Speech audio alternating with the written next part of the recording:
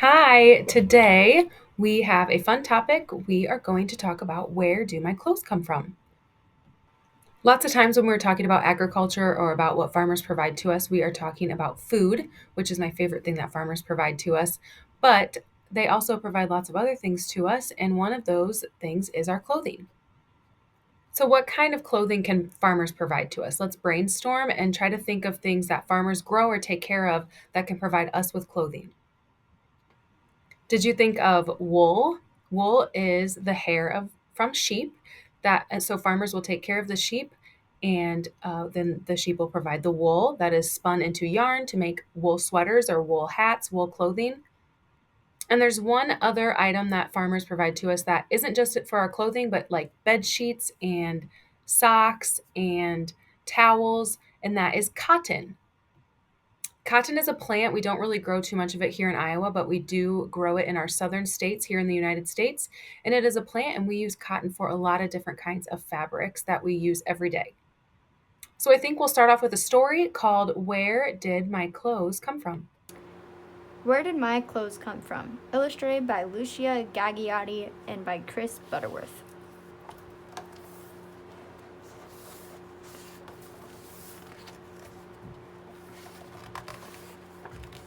Wouldn't it be great if you could wear your favorite clothes all the time? But you need different clothes for different weather and for doing different things. You need warm clothes for cool days, cool clothes for hot days, and clothes to keep you dry in the rain. You need fancy clothes and clothes to get messy in. But what are your clothes made of? And where did they come from?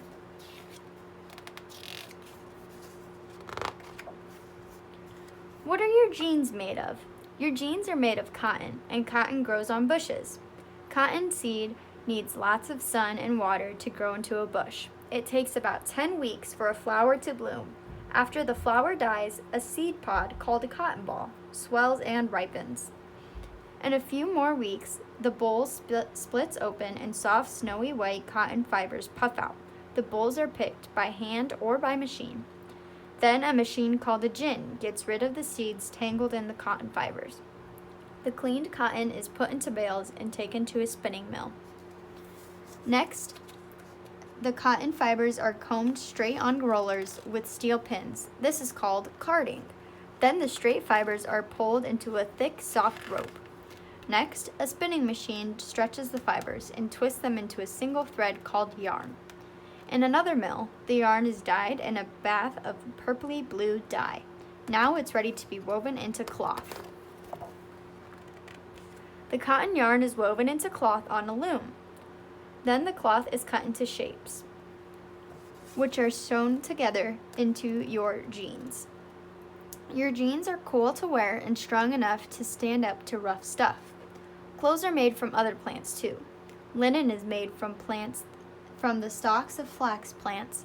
It is some of the oldest cloth in the world. Ancient Egyptians wrapped their mummies in it, and the Romans wore linen togas. The stalks of hemp plants can be made into cloth too. It's so strong that soldiers' uniforms are to be made out of it. What is your sweater made of? Your sweater is made of wool, which is the long hair from a sheep. The sheep's wool is cut off once a year. It doesn't hurt the sheep. She's probably glad to be cool again. Raw wool is dirty and greasy, so it's taken to a mill and washed well. This is called scoring. Now the clean, dry wool can be dyed. A carding machine combs the dry fibers straight and rolls them into a thick, soft rope of wool.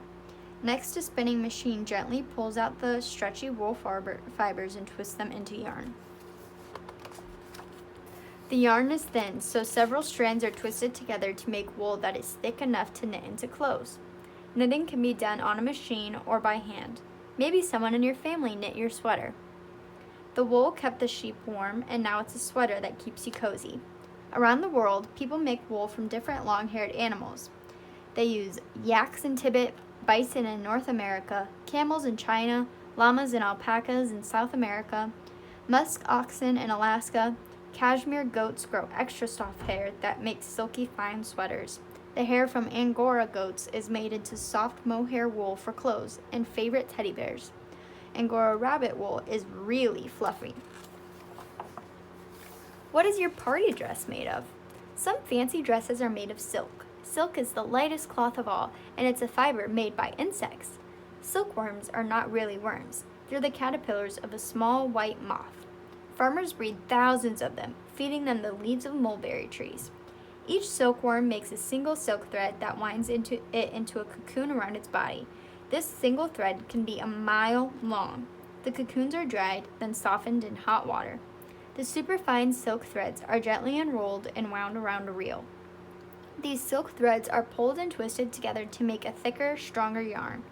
Then the silk can be dyed bright colors before being woven into cloth on a loom. Silk can be made into different kinds of cloth: floaty silk, shiny satin, soft taffeta, or rich velvet. In any form, it's ready to be made into your perfect party dress, perfect for a special occasion, and you feel special when you wear it. What is your soccer uniform made of? Your soccer uniform is made of fibers invented by scientists. That's why they're called synthetic or artificial fibers. They have scientific names like polyester and nylon.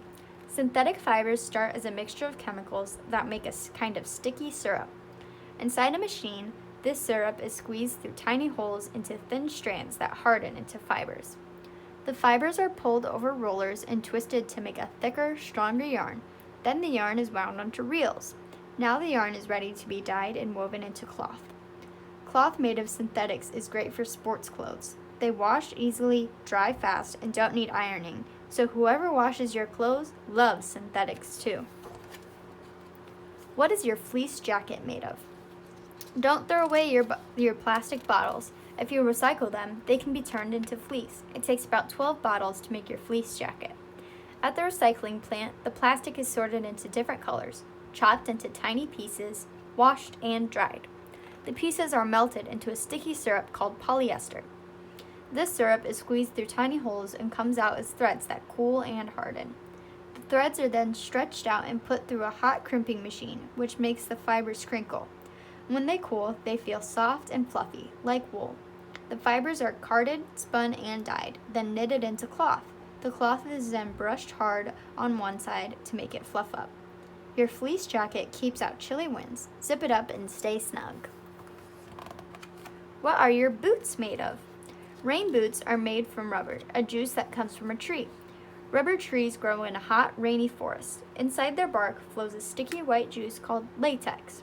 Every day, workers make a long cut in the bark of each tree. It's called tapping. So the latex runs down and drips into a cup. The latex is then mixed with acid. This makes a lumpy mixture that is poured into molds. It sets and dries into hard blocks. The blocks of rubber are taken to a factory and pushed through hot rollers. This is done over and over again until the rubber is in soft, stretchy sheets. As it gets smoother, colors are mixed in. Then the rubber is rolled through another roller and rolled out into thinner sheets. Boot shapes are cut from the sheets. The shapes are pressed around a boot mold and their edges are heated to melt them together. Pull on your rain boots and stomp in the puddles. Your boots are waterproof, so your feet stay dry. Recycling facts. Do you have clothes you've grown out of or just don't love anymore? In the richer parts of the world, people throw away millions of tons of clothes a year. That's a waste. Don't just dump them. Recycle them. Give them to a friend or family member. Use the cloth to make useful things like toys, a blanket, or a bag. Take them to a thrift shop or turn them into something new. Cut down old jeans to make shorts or a skirt. So in our story, there was fabric that came from an animal, our wool. There was fabric that came from cotton, a plant. There was fabric that came from insects, the silkworm. And there was fabric that came from factories, scientists, or people that we invented and it came from us. Does anybody know how you can find out what the fabric that you're wearing is made from? On everything that we wear, it has something special on it that will tell us what size it is and what the product is made out of. Can you think of that? It is a tag. Every article of clothing that we have has a tag on it, and the tag will tell us if it is made from cotton or polyester or wool. So when you get home tonight and change into your jammies, or in the morning when you get dressed for the day, take a look at your tag and have whoever's at home with you help you read what the material is made out of. Next, I want to go through the life cycle of a sheep and of a cotton plant. All right, looking at this cute picture, what is this little animal called? It is called a lamb. A lamb is a baby sheep. So a sheep farmer will have baby lambs, usually come in the springtime, and then they will take care of the lambs by feeding them, making sure they have water and shelter. Sheep eat hay and corn and a few other different mixes of things. And then as they get bigger, they will just keep growing their long wool. Some breeds of sheep provide better or more wool than others. So if a farmer is raising sheep for wool, they will pick the breed that will provide them with the best or most wool. And as you can see, these sheep, their hair gets pretty long. So then in the springtime, we will shear the sheep. And what do you think the word shearing means?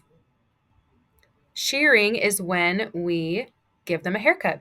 So we usually do that in the springtime as well. And then the sheep are happy to have the shorter hair for the summertime. And then throughout the fall and winter, the wool will keep growing. And then in the springtime, we can shear it again. We can give it another haircut.